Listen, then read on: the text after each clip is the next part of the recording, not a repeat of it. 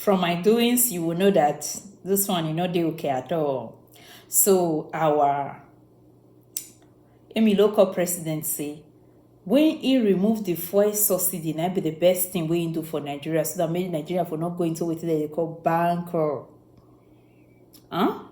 He say it was absolutely the best decision so far. But now last week for year, now that they tell us say, then they spend money for that the same fat. I can't remember the amount right now, but now last week for year, now that they tell us say, they spend money for that same fat. So it's like they are not telling us what is really happening, but you go hear from the horse's mouth. And also, some new updates about Yahaya Bello and the ego. They say, the FCC, they drag on the puts, they drag on. I hope Nigeria see light in this. Buhari government, most especially MFLA, emptied Nigeria's account before Tinubu took over.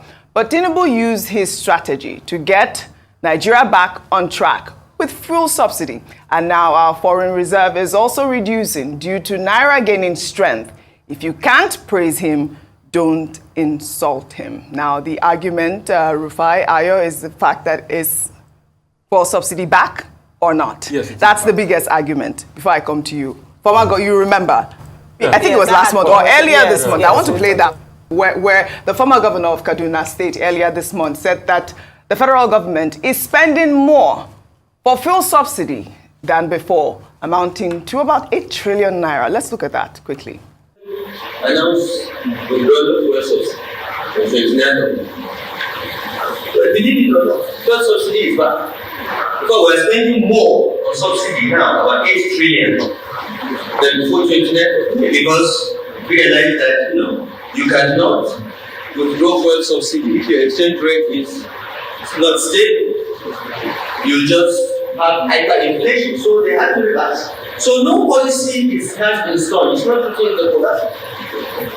If you start implementing and there are problems, modify it, drop it, reverse it. Well, El Rufai here is saying that the federal government has spent about 8 trillion naira in full subsidy. Rufai, earlier I heard you talk about the price differential. I mean, obviously it appears that subsidy is back, even though the federal government and NNPC, who is the sole importer of PMS, has debunked the fact that Nigeria is paying for full subsidy. Well, in the meantime, I spoke with the former president, Society of Petroleum Engineers, Joe Uwakwe, who said that the landing cost of PMS is about $950 per ton, which will require Nigerians to pay about 925 naira at the pump. But we're paying about 600 naira. Well, let's take a listen to that. Well, the numbers don't lie. So if you look at the current price, the pump price today is probably 600 average. To land it in Nigeria today at $950 a ton will require that you pay 900 naira at the pump. Really? A little bit above, actually. So if you think of the premium that you pay, maybe $10, I'm assuming the lowest premium, which is $10. Yeah. If it's 15, you pay a little bit. The pump price will be, I would say, $9.25, something like that. So, yes, we are paying subsidies. All right, that is an expert. So it appears that the differential could be about, 300 naira at this point that the federal government is using to subsidize fuel. I don't know if that answers your question a little bit. No, it doesn't answer my question because you don't have empirical variables. Yeah. So that's just a variable based on its own assessment. It's not an empirical variable, except the NNPC. And I think the last time Mele Kyari came here, I asked him to give us the threshold for the empirical numbers. He wouldn't, for the calculation of even the landing cost vis-a-vis the cost of the pump, but he wouldn't. But Oji, let's go straight to it and let's do some, mathematical analysis this morning. Number one, 5 things. Or let me say 3 things President Tinubu should have done before removing subsidy. Number one, get to sort out the empirical variables that make up the calculation of the NNPC as regards the landing cost vis-a-vis the cost of the pump. Get to understand the empirical variables of the liters consumed per pump in Nigeria and the ones that goes out in smuggling. Thirdly, a forensic audit of the hitherto systems in the NNPC digging past to many years to be able to ascertain what is going on. 4, blocking the sources of crude oil theft in partnership with some IOCs and some local collaborators, which, yeah, they say Tantita is trying to do, but crude oil thefts are still increased. 5, constituting an international forum to be able to track Nigerian stolen crude. Agboniyiwa, that man, former Edo lawmaker, used to come and show us data of how we used to track these things about the crude. 6, what he should also have done is to be able to get scenario-based planning and empirical studies of various scenarios of phased removal of petroleum subsidy removal with different percentile thresholds to be able to ascertain the impact on, number 1, inflation, welfare of the citizenry, and collective development of Nigeria. Different scenario iterations. If President Tinubu had done all of this, I will go on the street and give him all my support. But he didn't do them.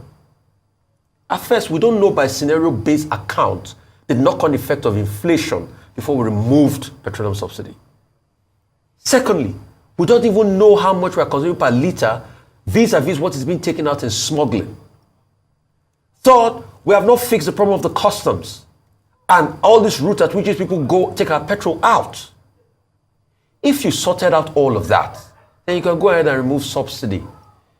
You should also tell us the variation at which the cost ballooned from 2019 at about 350 billion to over 1 trillion in 2021. Anyway, they said variations post-COVID, increase in crude oil price and everything. Those are the fundamentals we're asking for the president to be able to get right, and the empiricals before you. So if you didn't do all of this and you say you need to take the tough decisions, but you didn't solve the problem of crude oil theft. That's why you've removed subsidies.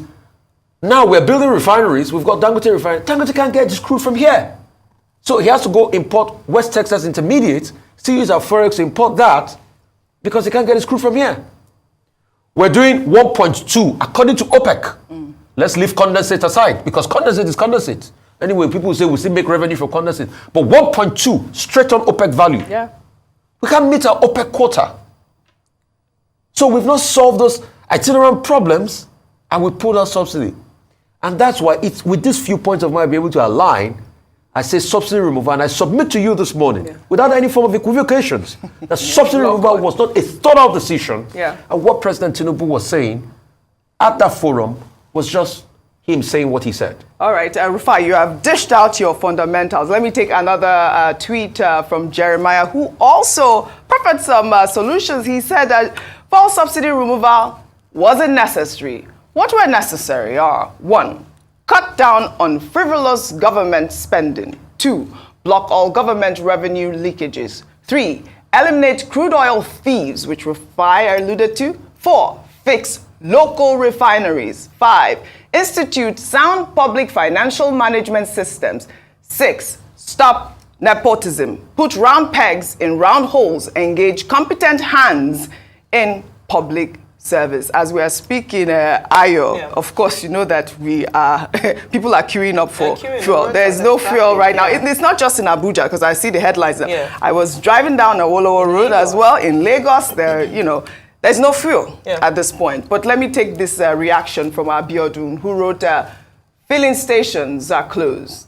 There are fewer cars on the road. Several stranded students by the roadside. The few ones are selling at cutthroat prices. If you are lucky to get commercial transportation, you have to be ready to pay more than your initial fare budget. Look, I mean, a quick summary from you before we... Very quick one. We talked about the fact that the impact of fuel scarcity on Nigerian businesses and the Nigerian people ought to be monetized so that we see just how much we're losing every time we have this. And we calculated we've had about 2 or 3 fuel scarcity editions since this administration came into power. And this is one of the things that, one of the arguments for the removal of fuel subsidy, that when fuel subsidy is gone, it's a fair playing ground, others can import, and then we'll say bye-bye to fuel scarcity. Unfortunately, aside from the other failings that have been identified following that policy direction, it's also the fact that they've not even been able to solve the problems they said they were going to solve, including fuel scarcity.